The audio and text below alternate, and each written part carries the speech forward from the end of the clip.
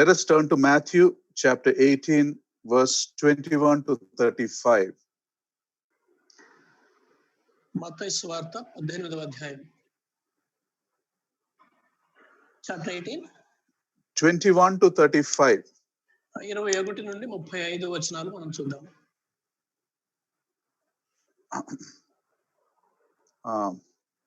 I will read it, so please follow in your Bibles. There won't be a separate reading in Telugu. తెలుగులో మనం ప్రత్యేకంగా చదవం కాబట్టి దయచేసి మీ బైబిల్లో దాన్ని గమనిస్తూ ఉండండి.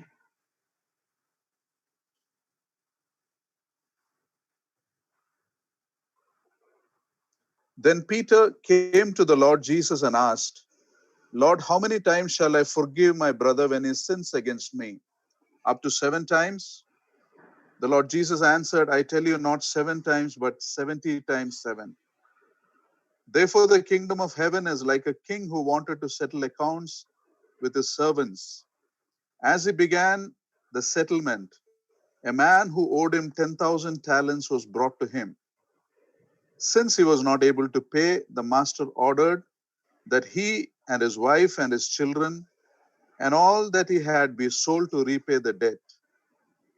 The servant fell on his knees before him. Be patient with me, he begged, and I will pay back everything. The servant's master took pity on him, canceled the debt, and let him go. But when that servant went out, he found one of his fellow servants who owed him 100 denarii. He grabbed him and began to choke him. Pay back what you owe me, he demanded. His fellow servant fell on his knees and begged him, be patient with me, I will pay you back. But he refused. Instead, he went off and had the man thrown in prison until he could pay the debt. When the other servants saw what had happened, they were greatly distressed and went and told their master everything that had happened. Then the master called the servant in. You wicked servant, he said, I cancelled all that debt of yours because you begged me to. Shouldn't you have had mercy on your fellow servant, just as I had on you? In his anger, his master turned him over to the jailers to be tortured until he could pay back all that he owed. This is how my heavenly Father will treat each of you unless you forgive your brother from your heart. Now, the story most of us would know. It is a king who wanted to he wanted to settle his accounts. That means he wanted to settle the loan that people had taken from him. మనలో చాలా మందికి ఈ కథ తెలుసు. ఒక యజమాని తనకు అప్పు ఉన్నటువంటి వారందరి దగ్గర నుంచి తన లెక్కలు సరి చేసుకోవాలని, లెక్కలు చూసుకోవాలని అనుకున్నాడు. And as he began settling his account, a man who owed him 10,000 talents was brought to him. ఆ విధంగా అతను తన లెక్కలన్నీ కూడా సరి చూసుకోవడానికి ప్రయత్నిస్తున్న సమయంలో అతని దగ్గరకు 10,000 తలాంతులు అచ్చి ఉన్న ఒక అతన్ని తీసుకొచ్చారు. Now, to have an idea how much 10,000 talents would cost, 10,000 తలాంతులు ఎంత అనే మనకు ఒక అవగాహన రావాలి అంటే, a talent is equal to 6,000 drachmas or denarii. ఒక తలాంతు వచ్చి 6,000 దీనారాలకు సమానం. And 1 denarii is equal to a day's wages. అలాగే ఒక దేనారం వచ్చి ఒక రోజు జీతానికి సమానం. So when you talk of 6,000 denarii, to get that kind of money, you will have to a laborer will have to work for about 20 years. విధంగా 6,000 దేనారాలు రావాలి అంటే ఒక వ్యక్తి 20 సంవత్సరాలు పనిచేయాల్సి ఉంటుంది. To earn 1 talent. అదే ఆ 20 సంవత్సరాలు ఒక తలాంతు సంపాదించడానికి. And here is a person who owes 10,000 talents. That means today's estimate is probably thousands of crores. That was his debt. అలాగైతే ఇక్కడ ఉన్నటువంటి ఒక వ్యక్తిని చూస్తే అతను 10,000 తలాంతులు వచ్చి ఉన్నాడు. అంటే ఈ రోజు భాషలో మనం చెప్పాలంటే కొన్ని వేల కోట్ల అప్పు ఉన్నాడు అన్నమాట. How he got into that kind of debt, we don't know. But this parable is also a picture of the immeasurable value of God's forgiveness, something we can never pay back. అయితే ఈ వ్యక్తి ఇంత పెద్ద అప్పులోకి ఎలా కూరుకుపోయాడో అనేటి ఆ వివరాలు మనకు తెలియదు, కానీ ఈ ఉపమానం మనకు దేవుని యొక్క ఆ కొలత వేయలేనటువంటి లేక చెప్పశక్యం కానంత క్షమాగుణాన్ని మనకు వివరిస్తా ఉంది. And now coming back to the parable, when the king asks him for his money, what does the man say? మన ఈ ఉపమానంలోనికి వస్తే ఆ వ్యక్తి డబ్బులు అడిగినప్పుడు అతను ఏం చెప్పాడు? He said, be patient with me, I will pay everything back. అతను ఏమనంటే, దయచేసి నా మీద కొంచెం ఓపిక పట్టండి, నేను మొత్తం మీకు చెల్లిస్తాను, నా అప్పు అంతా కూడా తీర్చేస్తాను అని చెప్పాడు. If you and me had a debt of thousands of crores, and you know it is something that you can't pay in your lifetime, would you ask for more time? ఒకసారి ఆలోచిస్తే ఇన్ని వేల కోట్ల అప్పు ఉండి, ఒకవేళ మనకే ఇంత పెద్ద అప్పు ఉండి మన జీవిత కాలంలో ఈ అప్పు తీర్చలేము అని తెలిసి ఉండి కూడా ఇంకా కొంతకాలం ఇవ్వండి, నేను తర్వాత చెల్లిస్తాను అని చెప్పగలమా? If I were to be truthful, what would I say? నేను కనుక నిజంగా యథార్థంగా ఉండేవాడిని అయితే ఏం చెప్పాలి? I would say, I am not able to pay this. I have nothing to say except ask for mercy. నా వల్ల కాదండి, నేను ఇంత పెద్ద అప్పు నేను తీర్చలేను, కేవలం మీ దగ్గర నేను మీ కృపను కోరుకుంటాను అని మాత్రమే చెప్తాను. You see, here we see the picture of this servant. He was not truthful. ఇక్కడ ఈ సేవకుడిని గమనిస్తే అతనిలో సత్యం ఉన్నట్టుగా కనిపించలేదు మనకు. You know, sometimes we meet people like that in our lives, right? మన జీవితాల్లో కూడా కొన్నిసార్లు ఇలాంటి వారిని కలుస్తాం కదండి. Sometimes people come to us and say, borrow some money from us and tell, I will give you tomorrow, I'll come back and give you. Then he will never come back. కొంతమంది మన దగ్గరకు వచ్చి మన దగ్గర కొంత అప్పు తీసుకొని, ఇదిగో రేపే వచ్చి మీ అప్పు తీరుస్తాను అని అంటారు. ఆ తర్వాత ఇంకెప్పటికీ కనపడరు వాళ్ళు. You know, people who make promises with the intention of breaking them. They know they can't give by tomorrow. Still they will tell those things. ప్రజలు తాము ఇచ్చిన మాట మీద నిలబడలేరు అని తెలిసి కూడా వాళ్ళు ఇలాంటి వాగ్దానాలు చేస్తుంటారు, ఇలాంటి మాటలు చెప్తూ ఉంటారు. So this man is probably this kind of a person. That was his nature. బహుశా ఈ వ్యక్తిని, ఈ సేవకుడిని గమనించినట్లయితే అతని స్వభావం ఇలాంటిదే అనిపిస్తుంది, ఇలాంటి వాడే అని అనిపిస్తుంది. You see more of his crooked nature later on. But ఆ తర్వాత మనం గమనిస్తే అతనిలో ఉన్నటువంటి ఆ యొక్క చెడ్డ గుణం తర్వాత కనిపిస్తుంది. But let's see the king's nature also. అలాగే మనం రాజుగారి యొక్క స్వభావం కూడా ఎలా ఉందో గమనిద్దాం. See, even though the servant says like this, he forgives him. He says, no, I forgive you. You don't have to pay. ఆ సేవకుడు నేను నాకు కొంత సమయం ఇవ్వండి, నేను తర్వాత తీరుస్తానని చెప్పినా కూడా రాజుకు తెలిసి కూడా తను లేదు, నేను నిన్ను క్షమిస్తున్నాను అని చెప్పాడు.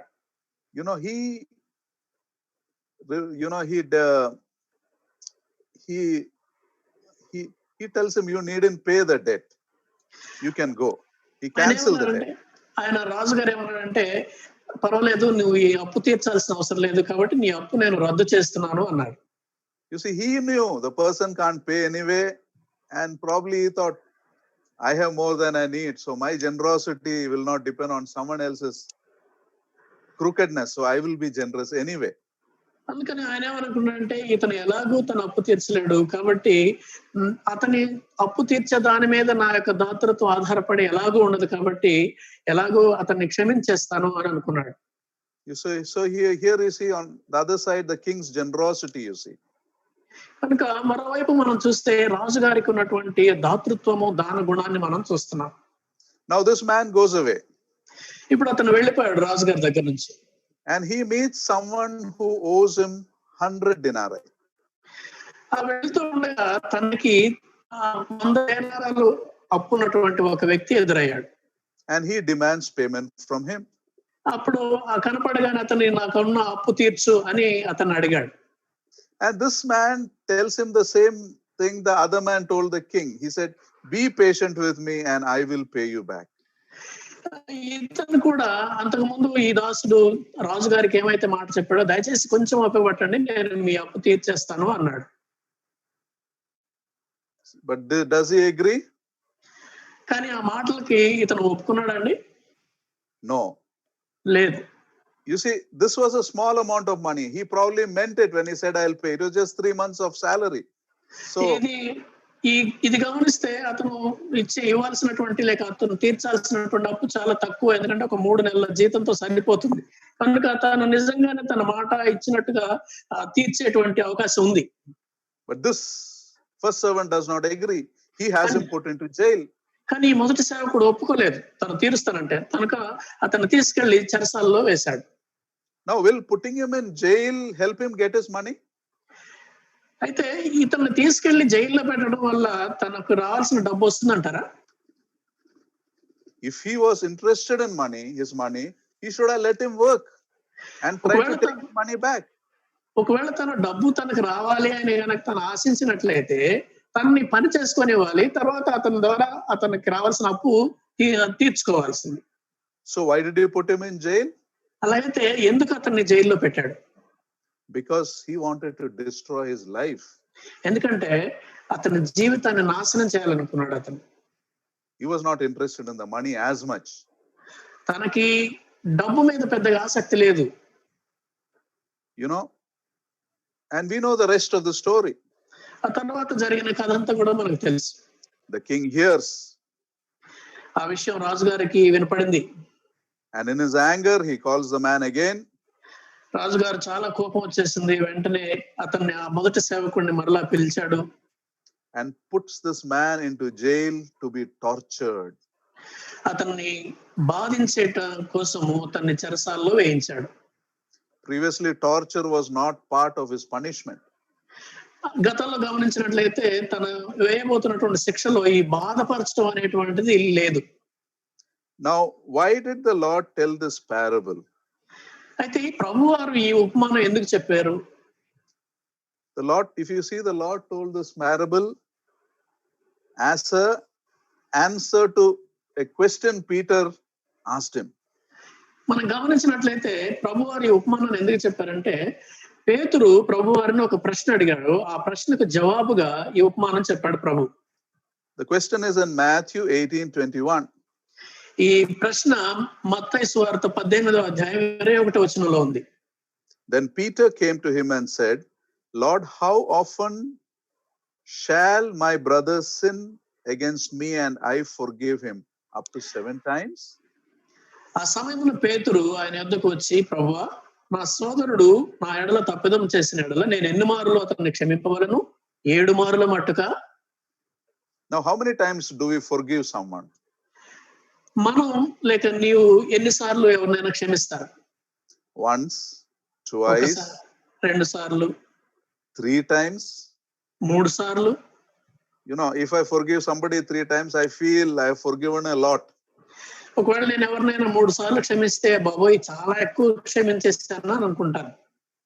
You know, Peter may have thought 7 times if I say it's the ultimate. It's a great thing. పేతురు అనుకున్నాడు 7 సార్లు క్షమిస్తే ఇక నాలాగా క్షమించేవారు ఎవరు ఉండరు అనుకున్నాడు. And so he asked, how many times should I forgive? 7 times. 7 times? అందుకే అడిగాడు, ఎన్నిసార్లు నా ఎడల తప్పిదం చేసిన వాడిని క్షమించాలి? 7 సార్లా అని అడిగాడు. And what does the Lord answer? దానికి జవాబుగా ప్రభు ఏం చెప్పారు? He said 70 times 7. ఆయన అందుకు యేసు అతనితో 7 మార్ల మట్టుకే కాదు 70 ఏళ్ల మార్ల మట్టుకు అని చెప్పాడు. That means forgive over and over without keeping a count. దాని అర్థం ఏంటంటే పదే పదే క్షమిస్తూ లెక్కలు వేసుకోకుండా క్షమించు అని చెప్పారు. So this parable is about forgiveness. కనుక ఈ ఉపమానము క్షమించడం గురించి మాట్లాడుతోంది. It talks that a kingdom of heaven is made up of forgivers. దాని అర్థం ఏంటంటే దేవుని రాజ్యము లేక పరలోక రాజ్యము క్షమించే వారితో కూడినటువంటిది అని చెప్తా ఉంది. You know, many times we are not able to forgive others because we don't understand what forgiveness really means.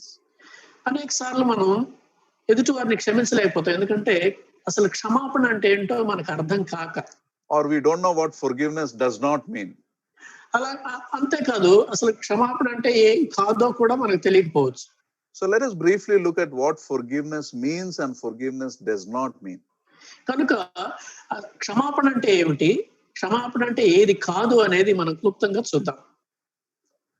Now, forgiveness does not mean covering up a sin or excusing a sin. క్షమాపణ అంటే ఒక పాపాన్ని కప్పివేయడమో లేకపోతే దాన్ని క్షమించేసి వదిలేయడమో అనేది కాదు. Forgiveness is not even about forgetting a person's wrongdoing. క్షమాపణ అంటే ఒక వ్యక్తి చేసిన తప్పిదాన్ని మర్చిపోవడం కూడా కాదు. Forgiveness is not also about denying your pain or your hurt or your anger. క్షమాపణ అంటే నాకు కలిగినటువంటి బాధని లేకపోతే నాకు వస్తున్నటువంటి కోపాన్ని ఏమీ లేదు అన్నట్టుగా దాన్ని తృణీకరించడం కూడా కాదు. It is not about trying to suppress your grief. నీకున్నటువంటి దుఃఖాన్ని అణిచివేసుకోవడం కూడా క్షమాపణ కాదు. Forgiveness does not also mean instant reconciliation also. క్షమాపణ అంటే వెంటనే మన ఎడల తప్పు చేసినటువంటి వ్యక్తితో వెంటనే రికన్సైల్ అవడం లేక సమాధాన పడడం కూడా కాదు. Because it takes time for wounds to heal even after you have forgiven the person. ఎందుకంటే నువ్వు ఆ వ్యక్తిని క్షమించిన తర్వాత కూడా నీకు అయినటువంటి గాయం మానడానికి సమయం చాలా పడుతుంది. And rebuilding trust takes both time and effort from both the sides. అలాగే మీ ఇద్దరి మధ్య ఉన్నటువంటి పోగొట్టుకున్నటువంటి ఆ నమ్మకాన్ని మరలా తిరిగి పునరుద్ధరించుకోవడానికి ఇద్దరికి చాలా సమయం పడుతుంది. And forgiveness is not even about the other person acknowledging your forgiveness. అంతేకాకుండా క్షమాపణ అంటే అవతల వ్యక్తి నువ్వు క్షమించావని అవతల వ్యక్తి గుర్తించడం కూడా కాదు. So now let's see what forgiveness means. అయితే అసలు క్షమాపణ అంటే ఏంటో ఇప్పుడు చూద్దాం. Let's turn to Ephesians 4:32. ఎఫెసీయులకు రాసిన పత్రిక 4:32 చూద్దాం. It says, and be kind to one another, tender-hearted, forgiving one another, even as God in Christ forgave you. ఎఫెసీయులకు రాసిన పత్రిక 4:32 ఒకని ఎడల ఒకడు దయ కలిగి కరుణాహృదయులై క్రీస్తునందు దేవుడు మిమ్మల్ని క్షమించిన ప్రకారము మీరును ఒకరినొకరు క్షమించుడి అని ఉంది ఇక్కడ. You see here Apostle Paul says, forgive others just as God forgave you in the Lord Jesus Christ. ఇక్కడ అపోస్తలుడైన పౌలు ఏం చెప్తున్నారంటే మీరు ఇతరులని దేవుడు మిమ్మల్ని క్షమించినట్టుగా క్రీస్తునందు మిమ్మల్ని క్షమించినట్టుగా మీరు క్షమించాలి అని చెప్తున్నాడు. So how do we forgive as God forgave us in the Lord Jesus Christ? అయితే క్రీస్తునందు దేవుడు మనల్ని ఎలా క్షమించాడో అలాగా మనం ఎలా క్షమించగలం? To answer that, we have to go to the cross, the crucifixion of the Lord Jesus. In Luke 23. ఈ ప్రశ్నకు జవాబు చెప్పాలంటే మనం యేసు ప్రభువారు సిలువ వేయబడినటువంటి ఆ సన్నివేశానికి వెళ్ళాలి. అది లూకా సువార్త 23వ ఉంటుంది. You see 23, Luke 23. లూకా సువార్త 23వ. You see the whole chapter. We are not going to read the chapter, but you know the gist. If you see, after the Lord was betrayed, he was tried and he was unfairly convicted. ఈ అధ్యాయంతో మనం గమనించినట్లయితే యేసు ప్రభు వారిని శత్రువులకు అప్పగించిన తర్వాత ఆయనకి తీర్పు తీర్చడం జరిగింది. అన్యాయంగా ఆయన మీద శిక్ష విధించడం, ఆయనకి తీర్పు చేయడం జరిగింది. And after that he was humiliated, he was scourged, he was mocked and spat upon. ఆ తర్వాత ఆయన్ని అన్యాయంగా మరి ఆయన మీద హింసించారు, ఆయన మీద ఉమ్మివేశారు, ఆయనను అవహేళన చేశారు, ఎగతాళి చేశారు. And though he was the most perfect man who ever lived, he was hung on a cross in between two worst criminals. అంతమాత్రమే కాకుండా ఆయన ఇప్పటి వరకు జీవించినటువంటి మనుషులందరికంటే పరిపూర్ణుడైనటువంటి వ్యక్తి అయినప్పటికీ కూడా ఇద్దరు భయంకరమైనటువంటి నేరస్తుల మధ్యలో ఆయన సిలువ వేశారు. Yet in that moment of suffering and terrible abuse, what does he say? అయినప్పటికీ అంత భయంకరమైనటువంటి వేదన, అంత భయంకరమైనటువంటి పరిస్థితుల మధ్య ఆయన ఏం చెప్పాడు? He said, Father, forgive them, for they know not what they do. తండ్రి వీరేమి చేయుచున్నారో వీరెరుగురు కనుక వీరిని క్షమించు అని చెప్పారు. You see that in verse 34 of Luke 23. లూకా సువార్త 23:34లో మనం ఈ మాట చూస్తాం. Now here we learn two precious lessons about what true forgiveness means. ఇక్కడ నిజమైనటువంటి క్షమాపణ అంటే ఏంటో తెలియజేసేటువంటి రెండు అమూల్యమైనటువంటి సత్యాలను మనం ఇక్కడ గమనిస్తాం.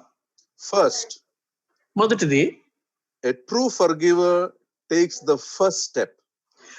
నిజంగా క్షమించేటువంటి వ్యక్తి మొదటి అడుగు వేస్తాడు. Here you see, even while the people were still hurting the Lord, he forgave them. ఇక్కడ మనం గమనిస్తే ప్రజలు అప్పటికే ప్రభువుని ఇంకా బాధిస్తూనే ఉన్నారు, అయినా సరే ప్రభు క్షమించాడు వారిని. I have heard many people say, I will forgive them if they ask for forgiveness. నేను చాలా మంది ఇలా చెప్పడం నేను విన్నాను. వాళ్ళు నన్ను క్షమించమని అడిగితే అప్పుడు నేను క్షమిస్తాను అని అనడం నేను విన్నాను. Here nobody asked for forgiveness. ఇక్కడైతే ప్రభు వారిని ఎవరు కూడా మమ్మల్ని క్షమించని అడగలేదు. How can someone ask for forgiveness even when they don't even realize that they're sinning? వారు పాపం చేస్తున్నారనేటువంటి సంగతే తెలియకుండా ఎవరైనా మమ్మల్ని క్షమించని ఎలా అడుగుతారు? Here the Lord took the initiative and asked for their forgiveness. ఇక్కడైతే ప్రభు వారే చొరవ తీసుకొని వారిని క్షమించమని అడుగుతా ఉన్నారు. Before that, if you read in that upper room, the Lord washed the feet of his disciples, including Judas's feet, who knowing fully well that Judas will betray him. వాస్తవానికి మనం అంతకు ముందు జరిగిన విషయం కనుక గమనిస్తే అక్కడ ఉన్నటువంటి మేడగదిలో ప్రభువారు శిష్యుల యొక్క పాదాలు కడుగుతారు. ఆ శిష్యుల్లో తనను అన్ని సంగతులు తెలిసినటువంటి యూదా పాదాలు కూడా ప్రభువారు కడిగారు. He washed the feet of his disciples. All of them would desert him. He washed Peter's feet, who would deny him. తన శిష్యుల విషయాలు అన్ని తెలుసు, ఎందుకంటే త్వరలోనే తనని విడిచి వెళ్ళిపోతారని ఆయనకు తెలుసు. ఆయన కూడా వాళ్ళ పాదాలు కడిగారు. అలాగే ఆయన ఎవరో నాకు తెలియదు అని పేతురు చెప్తాడని తెలిసి కూడా పేతురు పాదాలు కూడా కడిగారు ప్రభు. You see, in washing their feet, the Lord Jesus demonstrated his willingness to forgive their sin even before they committed it. యేసు ప్రభువారు ఆ విధంగా వారి యొక్క పరిస్థితి తెలిసి కూడా ఆయన శిష్యుల యొక్క పాదాలు కడిగినటువంటి సందర్భం ఏంటంటే వారు ఆ తప్పు చేయకముందే ఆయన తెలిసి కూడా వారిని క్షమించాడు. You see, this is the demonstration of forgiveness at its highest level. ఇది క్షమాపణ గుణానికి ఒక ఉన్నతమైనటువంటి ప్రమాణంగా మనం చెప్పుకోవచ్చు. Of all the men in that room that day, there was only one person who was worthy to have his feet washed. ఒకవేళ అక్కడ ఉన్నటువంటి ఆ రోజు ఉన్నటువంటి ఆ గదిలో ఉన్నటువంటి వ్యక్తులందరిలో ఎవరైనా తన పాదాలు కడగబడడానికి అర్హుడు ఉన్నారా అంటే ఒక వ్యక్తే ఉన్నాడు. And he was the one who washed the feet of the others.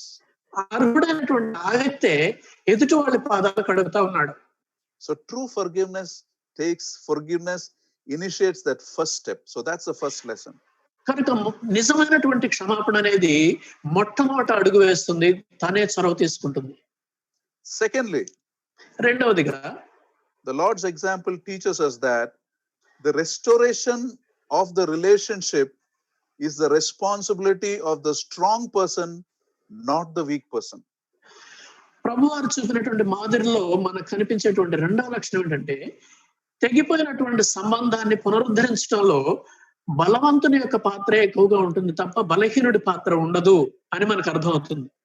In other words, if you are a spiritually more mature person, the burden of restoration rests upon you. ఇంకొక విధంగా చెప్పాలంటే ఒకవేళ ఆత్మీయంగా నువ్వు బలవంతుడు అయితే తెగిపోయిన సంబంధాన్ని బలపరిచే విషయం బాధ్యత నీ మీద ఎక్కువగా ఉంటుంది. Even if you are right and the other person is wrong.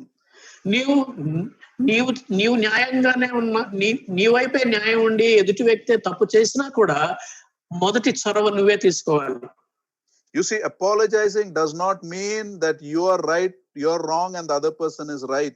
It just means that you value honoring the Lord more than you value your ego. నన్ను క్షమించండి అని అడగటంలో ఎదుటి వ్యక్తి తప్పు చేశాడని, లేకపోతే నేను సరైనటువంటిదే, నేను బాగానే ఉన్నాను, ఎదుటి వ్యక్తి తప్పు చేశాడు అనేటువంటి కాదు. కానీ ప్రభువుని ఘనపరచడంలో, ఈ సంబంధంలో ప్రభువుని ఘనపరచాలి, ప్రభునామం ఘనపరచబడాలని అనుకున్నప్పుడే ఇది జరుగుతుంది. You see, because relationships are healed not when the guilty are punished. Relationships are healed when the innocent are merciful. ఈ ఈ సంబంధాలు బాగుపడేది ఎప్పుడంటే తప్పు చేసిన వాడికి శిక్ష పడినప్పుడు కాదు, కానీ తప్పు చేయనటువంటి వాడు, నిర్దోషిగా ఉన్నటువంటి వాడు కృప చూపించినప్పుడు, లేక కనికరం చూపించినప్పుడే ఈ సంబంధాలు బాగుపడతాయి. Relationships get healed when the innocent are merciful to those who hurt them. ఎవరైతే వారిని బాధ పెట్టారో వాళ్ళ ఎడల మరి వీళ్ళు కనికరం చూపించినప్పుడు మాత్రమే సంబంధ బాంధవ్యాలు బాగుపడతాయి. You see, forgiveness, I repeat, it is not about covering up a sin. It is not about forgetting a wrongdoing. నేను మళ్ళీ చెప్తున్నాను, క్షమాపణ అంటే చేసిన తప్పును కప్పిపుచ్చుకోవడం కాదు, లేకపోతే వాళ్ళని గురించి పట్టించుకోకుండా వదిలేయడం కాదు. It is not suppressing your pain or hurt or anger. నీకు కలిగినటువంటి బాధని, లేకపోతే నీకు వచ్చేటువంటి కోపాన్ని అణిచిపెట్టుకోవడం కూడా కాదు. Forgiveness is about giving up your right to punish the person who wronged you. నీ ఎడల తప్పిదం చేసినటువంటి వ్యక్తిని శిక్షించడానికి నీకున్నటువంటి హక్కుని వదులుకోవడమే క్షమాపణ అంటే. Because that's what God did for us in the Lord Jesus Christ. ఎందుకంటే దేవుడు యేసుక్రీస్తు ప్రభువులో మన ఎడల చేసింది అదే. Forgiveness is about remembering that God cancelled your debt against him. క్షమాపణ అంటే దేవుని పట్ల, దేవునికి చెల్లించవలసినటువంటి మన రుణాన్ని ఆయన రద్దు చేశాడు అని గుర్తుపెట్టుకోవడమే. Forgiveness is remembering that you and me deserved to die for the penalty of our sins. క్షమాపణ అంటే నీవు నేను చేసినటువంటి తప్పులకు మనకు మరణదండనే సరైంది అని గుర్తుపెట్టుకోవడం. And God, knowing that it was impossible to pay that debt, like that 10,000 talents, he sent his son to pay that penalty by dying in our place on the cross.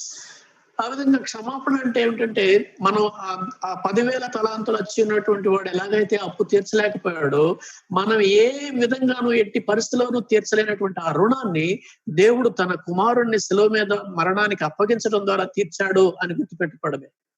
And how much ever you forgive someone, it is not more than the 100 denarii. నువ్వు ఎంతగా ఒక వ్యక్తిని క్షమించినా కూడా ఆ 100 దేనారాల వ్యక్తి కంటే కూడా ఎక్కువ కాదు. So next time you think someone does not deserve our forgiveness, remember we don't deserve God's forgiveness even much more. ఈసారి ఎప్పుడైనా నువ్వు ఎదుటి వ్యక్తి నా క్షమాపణకు వీడు అర్హుడు కాదు అనుకున్నప్పుడు ఒకసారి గుర్తు చేసుకో, దేవుని క్షమాపణకు నీవు నేను అర్హులమేదా అనేటువంటి మాట. You see, even after becoming believers, we have disappointed God so many times. మనం విశ్వాసులుగా మారిన తర్వాత కూడా దేవుని ఎన్నో సార్లు మన ప్రవర్తన ద్వారా నిరాశపరిచాం. How much is 70 times 7? 70 ఏళ్ళు మట్టుకు అనేటువంటి మాటకి అర్థం ఏంటి, ఎంత అసలు? If you calculate mathematically, it is 419. లెక్కల ప్రకారం చూస్తే దాదాపు 419 సార్లు అని. You know, if I had to look into my own life, there are days in which I exhausted that also. నా జీవితాన్ని నేను పరీక్ష చేసుకుంటే కొన్నిసార్లు అంతకంటే ఎక్కువ సార్లు క్షమాపణ అవసరమైన పరిస్థితులు more than that in a day. ఒక రోజులో దేవుడు 419 సార్లు కంటే కూడా ఎక్కువ సార్లు క్షమించుంటాడు నన్ను. That's why I think the Bible says his mercies are new every morning. అందుకనే బైబిల్ చెప్తా ఉంది, ఆయన కృపలు ప్రతినిత్యము నూతనంగా పుట్టుచున్నవి అని అంటుంది. You know, because we need his mercy every day. ఎందుకంటే ఆయన కనికరం, ఆయన కృప మనకు ప్రతిరోజు కావాలి. And how can we not forgive? That is what this parable is talking about. అలాంటప్పుడు మనం ఇతరులను క్షమించకుండా ఎలా ఉండగలం? అదే ఈ ఉపమానం మనకు చెప్తా ఉంది. Whatever has happened in your life, whatever someone has done in your life, నీ జీవితంలో ఏమైనా జరగనివ్వండి, ఎదుటివాడు నీకు ఏమైనా చేయనివ్వండి. You know, in this portion in Matthew 18 verse 35 it says, if you don't forgive, your heavenly Father won't forgive you. మత్తయి సువార్త 18:35లో ఈ మాట చెప్తా ఉంది, మీలో ప్రతివాడును తన సహోదరుని హృదయపూర్వకంగా క్షమించని ఎడల నా పరలోకపు తండ్రియో ఆ ప్రకారమే మీ ఎడల చేయును అన్నాడు. What does it mean? Your heavenly Father won't forgive you? మీ పరలోకపు తండ్రి క్షమించడు అంటే దాని అర్థం ఏంటి? That means your salvation depends on your forgiveness. దాని అర్థం ఏంటంటే నీ రక్షణ నీ క్షమాపణ మీద ఆధారపడి ఉంటుంది. Salvation is about God forgiving us, right? If He didn't forgive, we would have no hope. రక్షణ అంటే దేవుడు మనల్ని క్షమించడం. ఒకవేళ దేవుడే క్షమించకపోతే మనకు అసలు ఆశ లేదు, నిరీక్షణే లేదు. So to put it in another way, not able to forgive in a,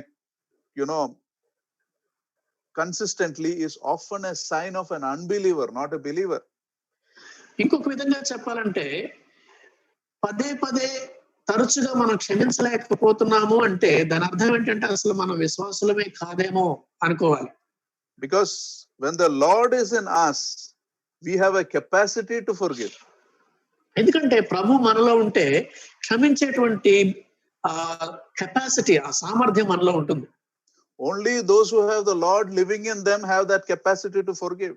ఎవరిలోనైతే ప్రభు వారు జీవిస్తూ ఉన్నారో, నివసిస్తూ ఉన్నారో వారిలో మాత్రమే క్షమించేటువంటి తత్వం, ఆ సామర్థ్యం ఉంటుంది. And those who live lives with that kind of forgiveness are the noblest people on earth. That is why they are called the sons of God. అలాంటి క్షమాగుణం కలిగినటువంటి వారు ఎవరైతే ఉన్నారో వాళ్ళు ఈ లోకంలో అత్యంత ఘనులైనటువంటి వారు. అందుకనే వారిని దేవుని కుమారులు అనబడదురు అని దేవుని వాక్యం చెప్తా ఉంది. We hear of many prestigious clubs like Secunderabad Club and things like that, where getting membership is very difficult. మనకు చాలా క్లబ్బులు తెలుసు, పెద్ద పెద్ద గొప్ప గొప్ప క్లబ్బులు, సికింద్రాబాద్ క్లబ్ అని లేకపోతే వేరే క్లబ్ అని. అక్కడ సభ్యత్వం పొందడమే చాలా కష్టం. Those are exclusive for the rich and the influential and the famous people. అవన్నీ కూడా బాగా ధనవంతులకి, పేరు ప్రఖ్యాతులు ఉన్నటువంటి వారికే మాత్రమే పరిమితం. When the Lord Jesus said these words, not 7 times but 70 times 7, He was forming the most exclusive club in the whole world, the 70 times 7 club, somebody said. ఇక్కడ మనం గమనిస్తే 7 మార్ల మట్టుకే కాదు, 70 ఏళ్ల మార్ల మట్టుకని ప్రభువు చెప్పినప్పుడు ఆయన ఈ 70 times 7 అనేటువంటి క్లబ్ ని ఆయన దృష్టిలో పెట్టుకుని మాట్లాడుతున్నాడు అనిపిస్తుంది. And this is the most exclusive club because only the noblest people on earth can enter this club. ఈ క్లబ్ చాలా విశేషమైన క్లబ్. ఎందుకంటే భూమి మీద ఉన్నటువంటి వారిలో అత్యంత ఘనులైనటువంటి వారే ఇందులో సభ్యత్వం కలిగి ఉంటారు. Only the truly royal people of this world can enter this club. నిజంగా ఈ లోకానికి చెందినటువంటి రాజ కుటుంబీకులు మాత్రమే ఈ క్లబ్ లో సభ్యులుగా ఉంటారు. In other words, the noblest people on earth are the people who have the ability to forgive others over and over again, not just a few times or not when they feel like it. And such people can truly be called the sons of God. ఈ లోకంలో అత్యంత ఘనులైనటువంటి వారు ఎవరంటే వారి జీవితంలో వారి ఎడల తప్పు చేసినటువంటి వారిని పదే పదే క్షమించడము, అన్నిటికంటే ఇంకా ఎక్కువ సార్లు క్షమించగలిగేటువంటి మనస్సు ఉన్నటువంటి వారు మాత్రమే ఈ యొక్క క్లబ్ లో సభ్యులుగా ఉండగలరు. వారిని దేవుని వాక్యం దేవుని కుమారులు అని చెప్తా ఉంది. This is a strong sign of a mature believer. When we say we are believers, this must be seen in us. This response must be seen in us. ఈ క్షమాగుణం అనేటువంటిది ఒక వ్యక్తి విశ్వాసి అని చెప్పడానికి ఉన్నటువంటి ప్రధానమైనటువంటి నిదర్శనము. అది ఆ విశ్వాసలోనే ఇలాంటి గొప్ప లక్షణం కనిపిస్తా ఉంటుంది. Remember, relationships get healed not when the guilty are punished, but when the innocent are merciful. ఒక విషయం మనం గుర్తుపెట్టుకుందాం, సంబంధాలు బాగుపడేది ఎప్పుడంటే తప్పు చేసిన వాడికి శిక్ష పడినప్పుడు కాదు, కానీ నిర్దోష అయినటువంటి వాడు, ఏ తప్పు చేయనటువంటి వారు ఎదుటి వ్యక్తి పట్ల కనికరం చూపినప్పుడే సంబంధాలు బాగుపడతాయి. Forgiveness is about giving up your right to punish the person who has wronged you, leaving it to God, because that's how God forgave us in the Lord Jesus Christ. క్షమాపణ అంటే ఏంటో తెలుసా? ఎదుటి వ్యక్తికి నీవు శిక్ష వేయదగిన ఉండి కూడా నీకున్నటువంటి హక్కును వదులుకొని దేవుని చేతికి అప్పగించడం. ఎందుకంటే అల్టిమేట్ గా దేవుడే మనల్ని క్షమించేటువంటి దేవుడు, శిక్ష విధించేటువంటి దేవుడు. Even as we close, let us examine ourselves. Let us close our eyes. మనం దీన్ని ముగించుకుంటుండగా మన జీవితాలు మనం పరీక్షించుకున్నాము. అలాగే కళ్ళు మూసుకొని మన జీవితాలను పరీక్షించుకుందాం. Ask yourself, are you slow to forgive? ఒక్క మాట ఈ ప్రశ్న నీకు నీవు వేసుకో. క్షమించడానికి నువ్వు నిదానిస్తున్నావా? Are you a person who holds on to a grudge? Give it up tonight. ఒకవేళ పదే పదే ఆ కక్ష మనసులో పెట్టుకొని ఉండేటువంటి వ్యక్తిగా ఉంటే ఈ రోజు రాత్రి దాన్ని వదిలివేసుకో. Do you hold on to bitterness? Let that wrong keep working in your mind, ఒకవేళ నీ హృదయంలో పదే పదే ఆ ద్వేషాన్ని నీ మనసులోనే కొంటుండేటువంటి వ్యక్తి నువ్వు have you forgiven those who have hurt you deeply in life? జీవితంలో నిన్ను ఎంతో మరి లోతుగా గాయపరిచినటువంటి వ్యక్తులను నీవు క్షమించావా? You know, if in these 21 days we are able to remove these poison from our life, this lockdown will be a blessed thing for us. ఒకవేళ 21 రోజుల్లో మన జీవితంలో ఉన్నటువంటి ఇలాంటి విషయాలను అన్నిటిని కూడా తొలగించుకోగలిగితే ఈ లాక్డౌన్ మనకి ఎంతో ధన్యకరమైనది అవుతుంది. God bless you. I request Brother Simon to make the closing prayer. దేవుడు మనం దీవించును గాక. మనం ప్రార్థన చేసుకుందాము. ప్రేమ గల మా తండ్రి, దయగల ప్రభువా, మీకు వందనాలు చెల్లిస్తున్నాం. మీ వాక్యంలో నుండి మా గమనానికి తీసుకొచ్చినటువంటి సత్యాలను బట్టి మీకు వందనాలు చెల్లిస్తున్నాం. 10,000 తలాంతులు అచ్చి ఉన్నటువంటి ఒక వ్యక్తిని ఆ యజమాని క్షమించినప్పుడు తనకు 100 దేనారాలు అచ్చి ఉన్నటువంటి వ్యక్తిని క్షమించలేకపోయాడు. ప్రభువా, ఇది ఎంత వాస్తవం అయినా మా జీవితాల్లో మేము విశ్వాసులం అని చెప్పుకుంటూ మా పాపాలు క్షమించబడ్డాయి, మా దేవుడు మమ్మల్ని క్షమించాడని చెప్పుకుంటూనే మా జీవితంలో చిన్న చిన్న తప్పులు చేసినటువంటి వారిని, మమ్మల్ని గాయపరిచినటువంటి వారిని ప్రభువా మేము క్షమించలేనటువంటి పరిస్థితిలో ఉంటున్నాం. అనేక సార్లు క్షమించినా కూడా దాన్ని మర్చిపోలేనటువంటి పరిస్థితిలో ఉంటున్నాం. ఆయన మా ప్రభువా, మరొకసారి సిలువ యొద్దకు మమ్మల్ని తీసుకొచ్చినందుకు వందనాలు చెల్లిస్తున్నాం. సిలువలో ప్రభువా కనిపించేటువంటి ఆ క్షమను, ఆ యొక్క ప్రభువా ప్రేమను మేము మరొకసారి గుర్తు చేసుకోవడానికి మాకు సహాయం చేసినందుకు వందనాలు చెల్లిస్తున్నాం. మమ్మల్ని ఎంతగా క్షమించారు ప్రభువా. మేము శత్రువులమై ఉన్నప్పుడు, ఇంకను పాపులమై ఉన్నప్పుడు ప్రభువా, మీకు దూరంగా ఉన్నప్పుడు మమ్మల్ని క్షమించారు నాయన. విశ్వాసులమైన తర్వాత కూడా ప్రభువా ఎన్నో సార్లు మిమ్మల్ని గాయపరిచినప్పుడు, మీరు కోరిన రీతిగా మేము జీవించినప్పుడు, ఆ ప్రభువా మాకు అలవాటైన పాపాలు చేస్తూ ముందుకు సాగినప్పుడు కూడా మమ్మల్ని క్షమించారు నాయన. మరి 70 ఏళ్ల మట్టుకే కంటే కూడా ఎక్కువగా మీరు మమ్మల్ని క్షమించారు తండ్రి. అలాంటి క్షమాపణ, అలాంటి క్షమాగుణం మేము ఇతరుల పట్ల కూడా చూపించడానికి కృప చూపించండి. ఈ 21 రోజుల్లో ప్రభా మాలో ఉన్నటువంటి ఇలాంటి ప్రభా చేదైన వేర్లనన్నింటిని కూడా తీసివేయడానికి సహాయం చేయమని, మరి ఇంతవరకు ప్రభా మీరు మాతో మాట్లాడినందుకు మీకు వందనాలు చెల్లిస్తూ, మా జీవితాల పట్ల మీకు కలిగినటువంటి శ్రద్ధను బట్టి మరొకసారి మిమ్మల్ని స్తుతిస్తూ వందనాలు చెల్లిస్తూ, మా ప్రభు మమ్మల్ని ఎంతగానో క్షమించినటువంటి యేసుక్రీస్తు ప్రభు వారి శ్రేష్టమైన నామంలో ప్రార్థించి వేడుకుంటున్నాము తండ్రి. ఆమేన్.